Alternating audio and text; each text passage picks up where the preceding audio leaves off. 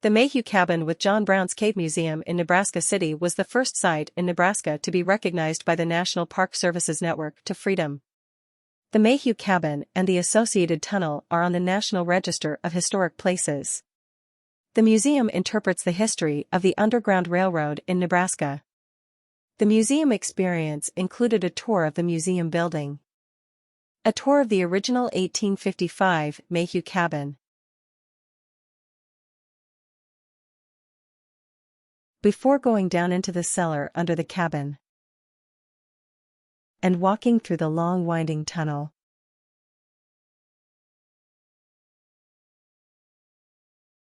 Exiting the tunnel using the tunnel exit enclosure, stepping out onto the walkway that crossed the south portion of the ravine. Patrons would then exit the ravine area by walking up a set of stairs in order to get back up to the grade of the remainder of the museum site.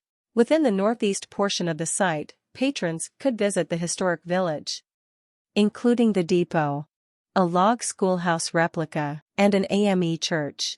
Over several years' time, the museum experienced a seemingly unrelated series of events. In 2013, the tunnel exit enclosure started to collapse. This is a graphic of the southeast portion of the museum site near the cabin. The tunnel exit is highlighted in yellow. The exact cause of the collapse was unknown. The board of directors had no choice but to close off the dangerous end of the tunnel to tourists. In response to the crisis, former director Bill Hayes took action, contacting an architectural firm in search of answers about the failing tunnel exit enclosure. They, in turn, reached out to an engineering firm to gain further perspective. In November of 2013, the engineering firm inspected the tunnel. In the spring of 2014, the architectural firm presented the Mayhew Cabin Board a preliminary condition assessment and recommendations.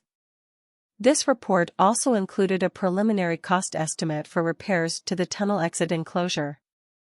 It was over $200,000. The architectural firm then drew up construction plans for a complete replacement of the tunnel exit enclosure as well as a new elevated walkway that could not be damaged by water in the ravine. The cost had nearly doubled from the preliminary estimate, and the board was faced with having to raise nearly $500,000. Simultaneously, the board was dealing with a settling museum building. Shortly after acquiring the building in 2010, we noticed signs that the building was moving and sinking. Cracks appeared in the drywall, the new laminate flooring moved, and cracks in the brick veneer widened. Bill Hayes had to fill in a large crack in the conference room floor before he could install carpeting because the crack posed a tripping hazard otherwise. As time went by, all of these issues worsened. The board discussed a potential issue with a drainage tube that runs under the museum building. Bill contacted the City of Nebraska City and had a conversation with the former city properties manager. Seemingly ignorant of the situation, the former properties manager suggested that Bill contact the Nebraska Department of Roads because the state would have installed the tube when Business Highway 2 was constructed decades before. Business Highway 2 is also known as Fourth Corso. When Bill contacted the state, however, they denied that assertion and merely suggested that Bill contact foundation experts to get repair estimates. Facing two major concerns, the board tried to raise the money necessary to fix both the tunnel exit enclosure and the museum building's foundation through grant writing. This proved unsuccessful. To raise money, the board sold a parcel along the north edge of the property along 2nd Corso, legally described as Lot B1. In 2016, 2 new homes were constructed in the Deer Trail subdivision located northwest of the museum site. The museum building experienced the first of several sewer backups in February of 2017. The City of Nebraska City took responsibility for its overtaxed sewer line and repaid the museum for the cost of the cleanup. However, 2 more homes were built and subsequent sewer backups occurred. Eventually, the city became hostile about continually paying for the cleanup of the museum building, so Bill Hayes stopped reporting the sewer backups. Then tragedy struck. Over Memorial Day weekend of 2019, the Nebraska City area experienced a rain event. After, Bill Hayes called and asked me to come to the museum because of flooding. Outside, I saw a flooded ravine. The water was so high that it not only filled the entire ravine, but ran up and into the tunnel exit enclosure, flooding the entire length of the tunnel and the limestone cellar under the cabin. Inside the museum building, even though only a day had elapsed since the flooding, the building reeked of mildew. Although it wasn't the cause of the flooding in the building, the flooding in the ravine was the obvious result of a plugged drainage tube. The drainage tube starts at the end of the ravine. The location of the opening to the tube is just a few feet northwest of the tunnel exit enclosure. Damage also occurred up within the village area of the site. A mature live tree fell out of the ravine and pulled the electrical connection off the depot. Damage was so severe that the museum had to be closed. First thing Monday morning, I called the street department at the City of Nebraska City. Because the flooding was caused by a failure of the city's infrastructure, it seemed logical to me to reach out to that department. No one answered and no one returned my voicemail message. Desperate, I called City Hall and spoke with the property's manager, Marty Stovall. Marty was concerned and said that he would be at the site first thing the next morning to investigate. Marty, along with the street commissioner, Vic Johns, visited the site early the next morning. Afterward, Marty updated Bill Hayes. He commented that the tube was obviously not large enough to accommodate the volume of water coming into the ravine. He added that there was nothing that his city crew could do until some of the water managed to recede. Until then, it was far too dangerous to perform any work on the tube. Further rain events and devastating flooding occurred on June 3, June 18, and June 22. After the water receded, the damage was evident.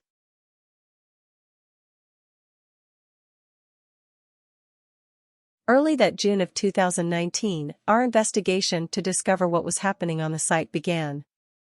David Van Winkle and I discovered the source of the water in the ravine. Storm sewer inlets along Second Corso direct surface water onto the museum site through the use of a large culvert located at the north edge of the ravine, several feet below the grade of Second Corso. Once I understood the source of the water, having been in the real estate profession for decades, I realized that drainage of that type and magnitude onto personal property was likely not legal. David Van Winkle prepared an estimate to show how much land was being drained onto the museum property. Per an interview with a drainage expert, the acreage far exceeded industry standards. We knew that the inlets and the drainage tube were part of the city's infrastructure. Because the city owned Point A, the north culvert, and Point B, the drainage tube, the city should be responsible for what lies between the 2 points. The city was using the ravine as a thoroughfare to drain surface water from city property. However, there was no known easement for this use. Draining without filing an easement was wrong, at best, and negligent, at worst. Worse, the city had been draining in that capacity for decades, but had never implemented any erosion protection measures. There were no rocks in the ravine to prevent erosion. Further, there was no cover over the opening of the tube to prevent soil, tree branches, and random street debris dropped into the ravine from the storm sewer inlets from flowing into the drainage tube. The lack of a covering had allowed massive amounts of debris and Mayhew soil to clog the tube, which resulted in all of the 2019 flooding events. Feeling completely justified, I wanted reparations for the museum site from the City of Nebraska City. In order to plead my case, I contacted City Hall and requested to be put on the agenda for the June 17 City Council meeting. The city administrator, Grayson Path, reached out to me immediately after I submitted the request. He asked to meet at the site. I assumed that he wanted to see the flooding damage in order to better advise the city council of the situation and or to better help Mayhew. But he wanted nothing of the kind. When Grayson arrived, without introducing himself, he said something to the effect of, "The city is not responsible for any damage. Rainfall is an act of God. Nebraska State Statute number 31201 protects the city." Other people have tried to make similar claims, and I've told them the same thing. But the most shocking thing he said to me that day was that the city did not own the drainage tube. I was flabbergasted. Grayson then tried to discourage me from attending the upcoming city council meeting because, in his mind, there was no point. He left shortly thereafter. Angry, I was determined to attend the June 17 council meeting. I prepared a packet of information to show the city commissioners that the city was indeed responsible. When it was my turn to address the council, the mayor and commissioners listened and followed along with the informational packet I had made available to all of them. Once I presented the facts as I knew them up to that point, I asked for the city to make reparations to the site. Once I was finished speaking, Grayson advised the council that the city, per that aforementioned state statute, was not responsible for the damage. The commissioners appeared relieved. With some sympathy and kind words, the mayor acknowledged the importance of the site, but dismissed our pleas for help, saying that the only thing that he could do was to turn the matter over to the city's insurance company. Wildly disappointed with that outcome, I headed toward the exit. David and I were followed out of the council chamber by a Nebraska City Utilities employee. He stopped us and said to us that no one from the city knows where that water goes once it leaves the museum site. Don't let them tell you that they know, because they don't. I found that to be an interesting and provocative comment. It would also prove to be true. Other city employees were asked, and none of them knew, they could only speculate. After the city council meeting, the last 2 June rain events occurred and the site flooded. Because the site was still flooding, I sent an email to the street commissioner, who responded that he would forward my concern to the city administrator. However, I heard nothing back from the city administrator. The only communication I received during that period was from Bill Hayes. He had received an email from a fellow museum director who was related to a city employee. In the email, Bill was told that the city had found an obstruction once they had lifted the manhole cover south of the museum building. Angry, I asked for direct communication with the city. Grayson Path reached out to me on June 25. He confirmed that city employees had found an obstruction and that it had been removed. Grayson also told me that he and another city employee had been touring the Mayhew Cabin site, noting manhole covers in an attempt to determine where drainage tubes are located on the site. I asked him why he didn't just rely on a drainage map, and then I expressed my desire to have a copy of a drainage map for the area. He replied that no maps existed, and I expressed my disappointment. He said that he could use the information that he had gathered during the walk of the site to draw up something of a napkin sketch. Once he had the napkin sketch from Grayson Path, David drew up a map of his own using Google Earth in an attempt to figure out where exactly the drainage tube is located on the site and the trajectory of all of the drainage. I found it hard to believe that a community the size of Nebraska City did not maintain drainage maps. How can a city maintain drainage tubes if they didn't know where the tubes are located? Then I remembered the comment from the utilities employee. Maybe the city really didn't know where their drainage was located. If the city had to rely on tours and napkin sketches, it seemed to me that not knowing where drainage tubes were located was a breach of duty to all local residents. Grayson Path then suggested to me that the city, on behalf of the Mayhew Cabin, could apply for a grant from NEMA to aid in paying for new drainage on the site. The grant would only pay for one half of the cost and Mayhew would have to come up with the other half. The plan was to abandon the old tube and install a new tube along the east edge of the south portion of the site, east of the cabin. A large old tree east of the cabin would have to be removed in the process. The proposed new larger tube would be connected to drainage south of the museum site, near 4th Corso. I had no idea where the other half of the money would come from, but I felt I had no choice but to agree to apply for the grant. At that point in time, I wasn't sure of anything or which direction to go. So I let the city draw up the cost estimate and apply to NEMA for the grant. David was installed as a Mayhew Cabin board member on July 2, 2019. He then opened direct communication with Grayson Path. Among other things, David asked Grayson how the insurance claim was progressing and if he could access city records regarding drainage on the Mayhew site. We wanted to determine when the drainage tube and the culvert were installed. David emailed the map he had drawn that speculated the trajectory of drainage on the site and asked for Mr. Path's thoughts or corroboration. Grayson replied that we would soon be hearing from the insurance company. He claimed that they had scoured the various city vaults for information relating to the Mayhew Cabin site and could not locate anything. In regard to David's map, Grayson gave his opinion of the drainage trajectories. He then reiterated that the city had done as much as it could, that the city was not responsible for any damage to the site, and that help from the city was at an end. He suggested that we put a cover over the opening of our drainage tube to prevent debris from going down the tube and causing another clog, and that we clean up all the street debris in the ravine that had been washed onto the site by the storm sewer inlets. He further stated that the city did all they could to open back up the tube, but that the tube still had some areas of blockage. He suggested that we hire a commercial company to come finish cleaning out the tube. Knowing that the tube belonged to the city and that these were all the city's responsibilities, I found all of the comments to be offensive. I became overwhelmed with the need to prove that the city was responsible for the damage and to hold the city accountable. On July 5, we searched county records for easements on Mayhew property. After, we stopped into City Hall and asked Marty Stovall when the storm sewer inlets were installed. He said that he had no idea, but guessed that they were installed in the 1960s or 1970s. On July 7, David installed a barrier over the tube opening. We did this not because we agreed with the city that they did not own the tube and it was our responsibility, but because we knew that the city would not take the precaution and we needed to prevent the tube from another clog that could lead to another devastating flooding event. We needed to protect the tunnel from further damage and protect the delicate limestone cellar under the cabin. It's a good thing we took that step because shortly after another rain event, the barrier prevented street debris from entering the tube. That same day, Bill Hayes notified me that he had been in the ravine earlier and noticed that the city is draining their city shop property adjacent to the east directly over the edge of the ravine. These photos were captured of the area.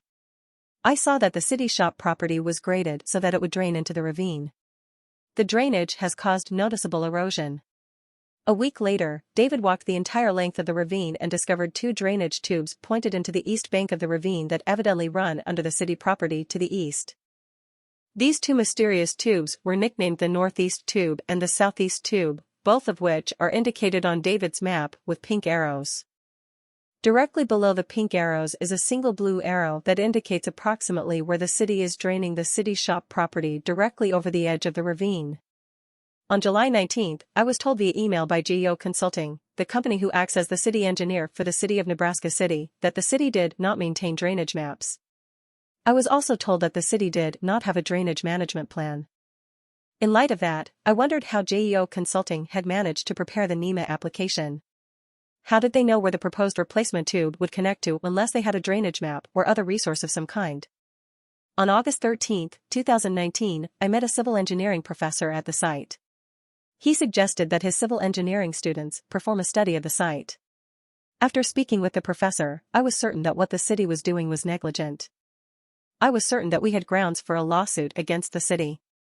Mayhew could not afford to hire an attorney, so I planned to represent the foundation. I went to the law library in the capital, searched online for resources, and put my nose to the grindstone. One attorney offered valuable advice. He told us that we had to file a PSTC before we could file a lawsuit. PSTC stands for Political Subdivision Tort Claim, which I did in August of 2019. During my study, I learned some valuable information. To begin with, Nebraska State Statute 31201 did not protect the city as Grayson Path had so adamantly claimed. The statute states that drainage is allowed, but only in the course of natural drainage, and the water must discharge into a natural watercourse. The water being drained onto the Mayhew property was by artificial means only, by storm sewer inlets, that artificially directed water onto the site. Further, the water directed onto the site did not empty into a watercourse as the statute required. I had evidence that the ravine on the museum site had been dry for over a century or longer. Regardless of that, the ravine was effectively capped off by the construction of Highway 2 in the late 1930s. Highway 2 was constructed decades before the storm sewer inlets were installed in the 1960s. Therefore, the city's drainage on the site was directed via storm sewer inlets into a ravine that had no outlet except for other artificial means, in this case, a drainage tube. Therefore, the drainage on the site was not protected by the statute. Additionally, case law stipulated that the right to discharge water is not absolute. It has to be done in a reasonable, careful manner that is not negligent. Draining far more acreage than industry standards dictated and never implementing erosion protection measures would not be classified as reasonable and careful. I assert the city's negligent mismanagement in regard to drainage on the museum site. Per the civil engineering report prepared by the civil engineering professor and his students, the 24-inch drainage tube is wholly inadequate to handle the volume of water. In fact, it is about 1/3 of the size that it should be per industry standards. The observation of inadequacy was even noted by the city's current properties manager. It is incumbent upon the City of Nebraska City and the city engineer to determine optimal drainage systems within the boundaries of the city. Yet, as Nebraska City grew and residential development increased, the city did not alter or update its drainage systems in the area of the museum. Instead, they added more and more drainage to the site through watershed and tubes. The civil engineering report determined that the city is draining more than 50 acres onto the museum site. However, 50 acres was a conservative estimate because the city engineer could not provide a drainage map, and there is some tubed water directed at the northeast storm sewer inlet from locations unknown. The lawsuit that I filed against the city was dismissed, but only because foundations are considered to be corporations, and corporations can't represent themselves in court. We felt that Mayhew had been saved when in September of 2019, we secured a pro bono lawyer. Our new attorney filed a lawsuit against the city on Mayhew's behalf on February 13, 2020. Then we began to uncover more evidence and make discoveries. First, I determined that the rainfall event over Memorial Day weekend was not an unusual rainfall. Therefore, the city could not assert that it was an unusual, unforeseen rain event. Next, it was David's turn to make discoveries. David, who holds a PhD in biology, determined that the large oak tree had fallen out of the ravine south of the depot building during Memorial Day weekend due to erosion. Evidence of erosion was everywhere, and he realized that as the west bank of the ravine eroded, it exposed those tree roots located on the east side of the oak tree. As the eastern roots weakened and failed, it left only the western roots still within the bank of the ravine to support the tree. Once the western roots got to the point where they could no longer hold, the tree fell out of the ravine to the west. Many other ravine trees have since suffered the same fate. One fallen tree destroyed the little cemetery by the church, and another tree has fallen on top of the church. David also realized that since the vegetation along the banks of the ravine had been killed off because of weeks of standing water, the banks of the ravine will erode even faster. The other historic buildings on the site, including the AME church, the schoolhouse, and the depot, are located so near the west edge of the ravine that they are now in danger of falling into the ravine if the erosion is not stopped. If not for the city negligently draining into the ravine, erosion would not be taking place. The situation is becoming desperate. Erosion within the ravine also explains why the tunnel exit enclosure failed. Water in the ravine has washed soil away from underneath the structure, and as you can see, the northernmost portion of the structure is hanging out over open air. With no soil to support it, the enclosure started leaning to the northwest. Once the enclosure started to lean, rainwater was able to penetrate from above, causing even more water damage until the structure started to collapse. To understand just how much erosion has taken place, in October 2020, David measured the ravine and we compared that measurement to a 1967 survey of the ravine that I discovered within the archives of the Mayhew Cabin. The ravine once consisted of 0.45 acres, but now includes 1.08 acres. That calculates to a loss of 0.63 acres. He used the ravine measurement to draw in the ravine, which is shaded in green on this Google map. Next, we wanted to find out why our building was sinking. We suspected that the culprit was the drainage tube running under the museum building. If the tube was failing, it could explain why the museum building was sinking. I hired plumbers to run a sewer camera down the tube. When that did not work as expected, I decided to crawl down the tube, and did so on October 17, 2020. I put a dorky flashlight on my head and then I went with a camera hanging around my neck so that I could capture these images. Then I made a pivotal discovery. I found a junction, with an opening to a separate drainage tube that we previously did not know about. The discovered tube was filled with soil, so it was obvious that the tube had failed. I could tell by the angle of the tube that it ran in a northwesterly direction. Seemingly irrelevant before the discovery of the collapsed tube, the 1995 tube elevated in importance. I had long ago pulled the easement for the drainage tube that had been installed near the west edge of the Mayhew Cabin property back in 1995, when Larry Shepard still owned and operated the property. David used the measurements within the easement to plot it on our Google map. The 1995 tube is depicted on this Google map in purple. We had known for months of its existence of the 1995 tube, but we didn't know exactly why the city found it necessary to install that tube and at that particular time. Finding the collapsed tube made it clearer. The collapsed tube is depicted on this Google map in green. The active tube that I crawled down is depicted in yellow. You can see how the active tube runs from the end of the ravine, under the museum building, and connects to the junction south of the Mayhew property. You can also see where the collapsed tube connects to the active tube under the museum building. Based on the northwesterly direction of the collapsed tube, it likely once connected to the northwest storm sewer inlet. Since the tube collapsed and failed, it was abandoned by the city. Therefore, the 1995 tube was installed to replace it. The city would have had no choice but to replace the tube because the collapsed tube was likely responsible for draining several acres of city property northwest of the museum property.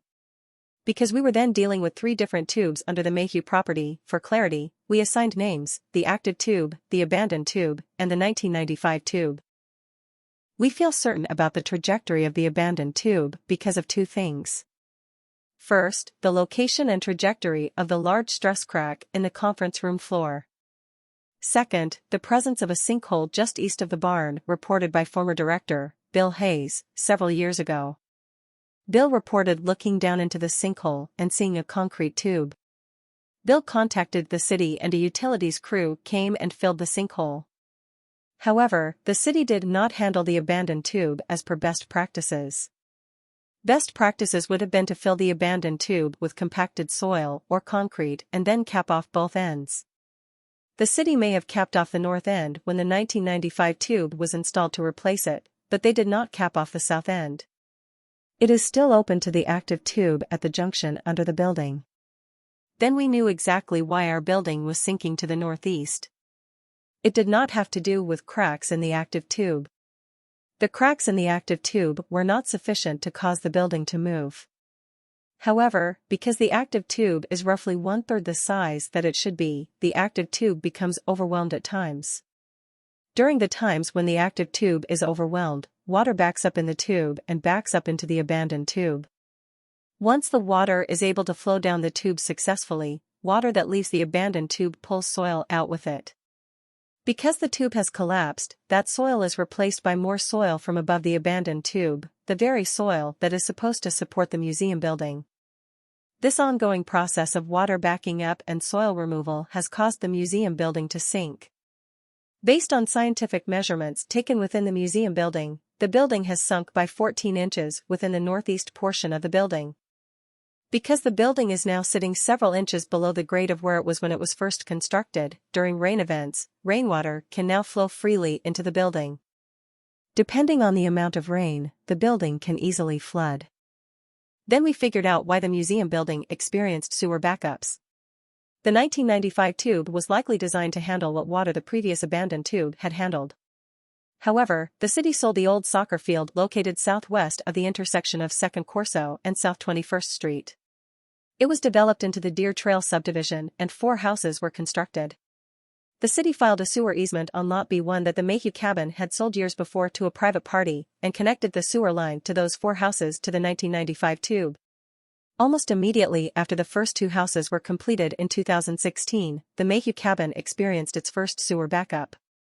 The 1995 tube was likely not designed to handle both surface water and sewer water.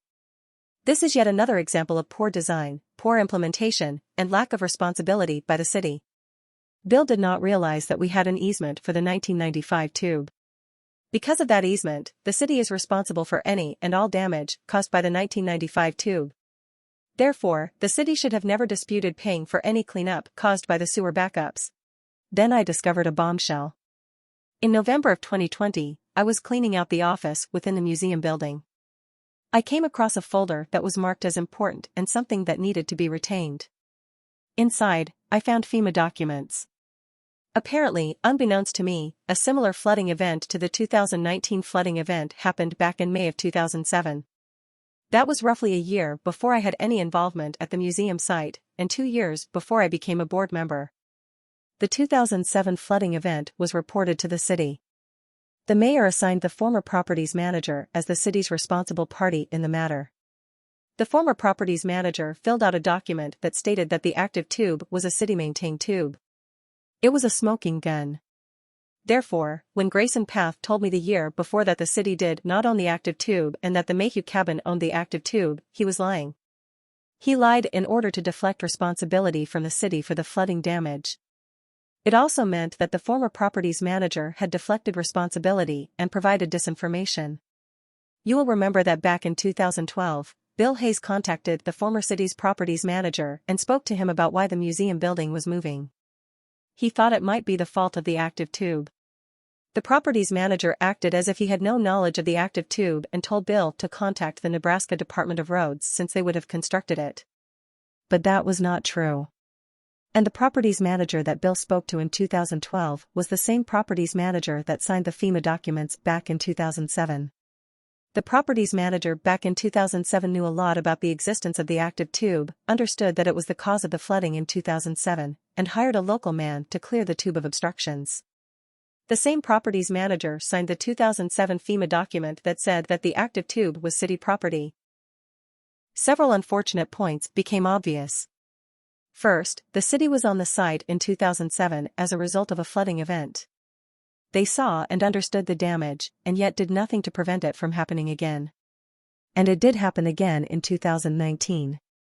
No erosion prevention measures were implemented and no cover was installed over the tube opening.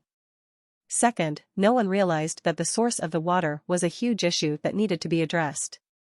Even the FEMA officials who were on the site did not realize that it was not natural, but artificial drainage. Third, that in 2019, the city was not willing to work with the board of a popular and unique historic site. A tourist site that alone drew thousands of tourists to Nebraska City each year that ultimately spent money, positively impacting the economy of the city. Instead, the city denied all responsibility for the damage and lied. In March of 2021, I realized that I needed to do more research within county records for the Mayhew property, and I found something else that was pivotal. I found a 1962 deed for the parcel that is now improved with the museum building. I discovered that George Rowe purchased that parcel from none other than the City of Nebraska City. Mr. Rowe subsequently constructed the building that is now Mayhew Cabin's museum building. For some unknown reason, George Rowe was issued a building permit to construct his new building over the active tube and the now abandoned tube. The city had to know of the existence of these two tubes, because it was once city property. Within the deed is a perpetual utility easement, including for sewer and electrical service. Therefore, the city had already installed the active tube and the abandoned tube on the site prior to selling the parcel to George Rowe. We know this because of the easement, and because there is also a seemingly random row of electrical poles and a mercury vapor streetlight located within the village area of the museum site that the city installed for reasons unknown while it was still under their ownership. Therefore, the city was compelled to include the easement wording within the deed when the property was being transferred to George Rowe. Despite this, the city had the audacity to deny ownership of their own infrastructure. And despite the easement, the city has denied their obvious responsibility for maintenance. Mayhew lost its lawyer late in 2021 due to health issues. Even though I contacted hundreds of attorneys, I could not find an attorney willing to take on a complicated, multi-layered case pro bono. Therefore, the judge had no choice but to dismiss the case due to lack of representation. Because the case had been so extended, the statute of limitations period has passed, and Mayhew is prevented from filing another case against the city. It is an utter tragedy. In summary, the city is responsible for properly designing, constructing, and maintaining sewer systems within the boundaries of the city. As has been shown, both drainage systems on the museum site are undersized. Despite this, the city kept adding to the already overtaxed systems. Even though the city was made aware of these issues on numerous occasions and through the discovery process of the lawsuit, the city has chosen to ignore the situations and do nothing to remedy them. As a result, the museum property remains severely damaged and the city refuses to negotiate with the museum to make reparations or take mitigation efforts. During the discovery process, the city refused to provide any useful information and denied even being responsible for the water directed at the museum site. The city even failed to communicate to the foundation that the NEMA grant application had been denied. The city is directing over 50 acres of watershed area into a ravine on the museum site via several storm sewer inlets and a large culvert. At the onset, this drainage was negligent because the ravine was not connected to a watercourse. The ravine was dry when Highway 2 was constructed just south of the Mayhew Cabin in 1938. The ravine was so dry, in fact, that the ravine was simply filled for the construction of the highway, and no culvert was placed under the highway by the state of Nebraska. The only reason water is on the museum site is because the city has been directing surface water there for decades without filing an easement. The active tube and the abandoned tube were likely constructed in the early 1960s when the city owned the property, and not when Highway 2 was constructed, as the former properties director asserted. The usage of the Mayhew Cabin site to drain city property resulted in what we refer to in the real estate profession as a taking. In other words, the city has taken private property for public use, but never paid compensation for that use, nor did the city file an easement. The City of Nebraska City is also negligently draining their entire east-adjacent city shop property into the ravine on the museum site, either through tubing into the ravine or directly over the bank of the ravine, causing massive amounts of erosion. Erosion is so intense from the southeast tube alone that a man-sized cave has been cut into the east bank of the ravine. The city never implemented erosion preventive measures. Erosion has caused the tunnel exit enclosure to fail and collapse. Erosion has caused trees to die and fall out of the west side of the ravine. Fallen trees damaged the depot, the cemetery by the church, and the church roof. Failure to maintain the active tube caused a clog that led to severe flooding. This happened not only in 2019, but in 2007. The 2019 flooding event was so extended that it killed off the vegetation, which further destabilized the banks of the ravine. The flooding damaged the tunnel and crosswing areas of the tunnel. Widening of the ravine by continuous erosion threatens other structures on the west bank of the ravine, including the church, the schoolhouse, and the depot from falling into the ravine. The city did not fill the abandoned tube after deciding to abandon it, and did not cap off both ends of the tube. This failure has caused a sinkhole on the site, could cause future sinkholes, and caused the museum building to sink severely to the northeast. Because the museum building is sinking, it floods during rain events. The building is becoming more and more structurally unsound and is full of mold. Therefore, the building is unsafe, unstable, and unusable. The Mayhew Cabin is expected to be closed indefinitely due to the damage caused by the city. The Mayhew Cabin Foundation does not have the funds to make the necessary repairs. What is needed to reopen the museum is the removal of the failing museum building, construction of a new museum building, replacement of the tunnel exit enclosure, repairs to the tunnel, repairs to the church and cemetery, and the removal of several fallen trees. However, making repairs to the tunnel exit seems futile because the city's drainage is still in place, and a proposed replacement structure would only certainly be damaged in the future. Because the lawsuit had to be dismissed, the Mayhew Cabin has no leverage to compel the city to do the right thing and make changes to their drainage and make reparations to the site.